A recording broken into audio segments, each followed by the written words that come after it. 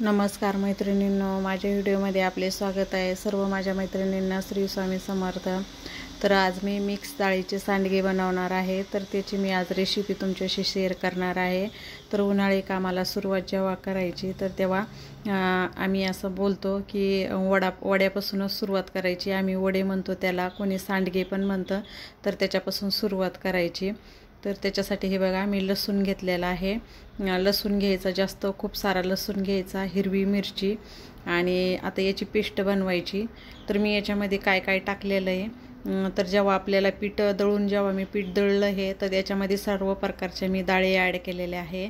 तर याच्यामध्ये डाळी, मुगाची डाळ मी 1 ग्लास घेतली, हरभऱ्याची डाळ 1 ग्लास आहे, 1 ग्लास मटकीची डाळ आहे, आणि 1 ग्लास जी आहे ती उडदाची डाळ आहे. ह्या पूर्ण डाळी मिक्स करून घेतल्या आणि घरच्याच चक्कीवरती मी घरीच इथं दळून घेतल्या त्या, आणि त्या दळताना पण अशा जाडसर दळायच्या. तर हे बघा, मी केलेली पेस्ट जी आहे ती त्याच्यामध्ये टाकली, मिरची आणि लसण, आणि वरतून मीठ टाकलं. आणि याच्यामध्ये मी खूप सारी आता कोथिंबीर टाकणार आहे. तर हे बघा, मी खूप सारी कोथिंबीर जास्त लागते याला. तर अशी जास्त कोथिंबीर टाकून घ्यायची. म्हणजे मी ही कोथिंबीर अगोदर धुवून घेतली होती, धुवून मग नंतर कट करून घेतली आणि अशी डब्यामध्ये भरून ठेवली. जेवढी तुम्ही कोथिंबीर त्याच्यामध्ये टाकता तेवढं पण तुम्हाला ते वडे खायला छान लागते, आणि त्याची भाजी पण छान होती. उन्हाळ्यामध्ये पण अशी भाजीला पण काही नसतं तेव्हा अशी पटकन ही वड्याची भाजी पण केली जाते, आणि रसासोबत पण ही वड्याची भाजी छान लागते. हे असं मिक्स करून घ्यायचं. त्याच्यामध्ये मीठ टाकलं, आणि जेव्हा हे मी दळलं ना, तर मग आता याचं पीठ आता मी मळून घेऊ लागले. जेव्हा मी दळलं ना, त्याच्यामध्ये मी 10 ते 12 मिरी टाकले, 10 ते 12 लवंग टाकल्या, आणि एक थोडासा असा 2 कांडे आपला एवढा दालचिनीचा तुकडा टाकला एक, आणि तेजपत्ता 2 तेजपत्ते टाकले, आणि जिरे टाकले, आणि मग त्याला दळून घेतलं. त्याच्यामुळे त्याचा वास पण असा एकदम छान येतोय मळतानाच त्याच्यामध्ये.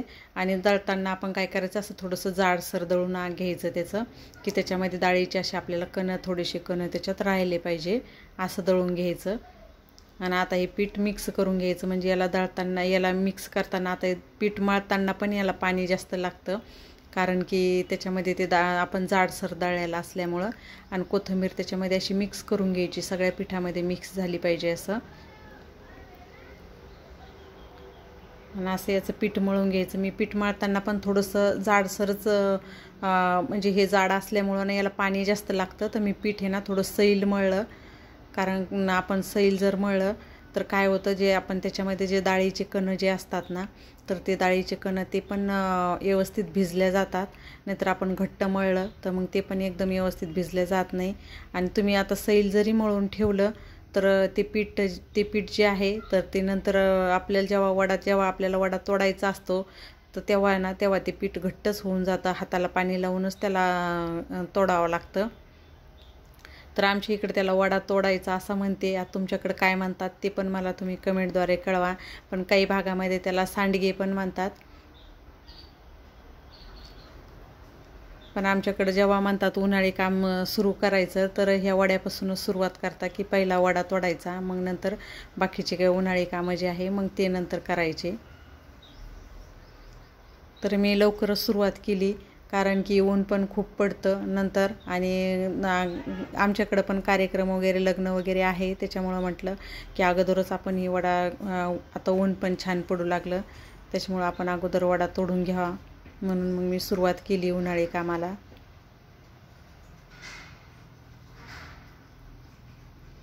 हे असं थोडंसं म्हणजे असं थोडं सैल मळलं आहे मी हे पीठ. म्हणजे पातळच आहे, पण नंतर ते पीठ घट्ट होऊन जातं. मी सकाळीच हे पीठ मळलं बघा.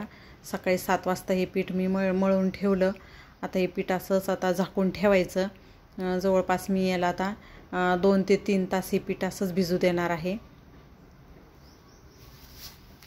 याच्यावरती असं झाकण ठेवलं, 2-3 तास हे पीठ असं भिजू द्यायचं. म्हणजे त्याच्यातले ते डाळीचे जे कणं आहे ना, ते कणं पण व्यवस्थित भिजले जातात.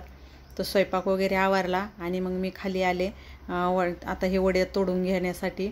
आणि बाजेवर वडा तोडण्याचं काम बाजेवरती चालू आहे आणि मी बाज पण सावलीमध्ये घेतली आणि त्याच्यावरती चालू आहे आता हे वडे तोडाचं काम. मदतीला पण कोणीतरी पाहिजे, तर मदतीला पण एक जण होती माझ्या.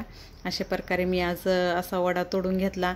तर तुम्हाला माझा व्हिडिओ कसा वाटला ते पण तुम्ही मला कमेंटद्वारे कळवा. आणि जर का तुम्ही माझ्या चॅनलवरती नवीन असाल तर माझ्या चॅनलला सबस्क्राईब करा. माझा पूर्ण व्हिडिओ तुम्ही बघितल्याबद्दल धन्यवाद.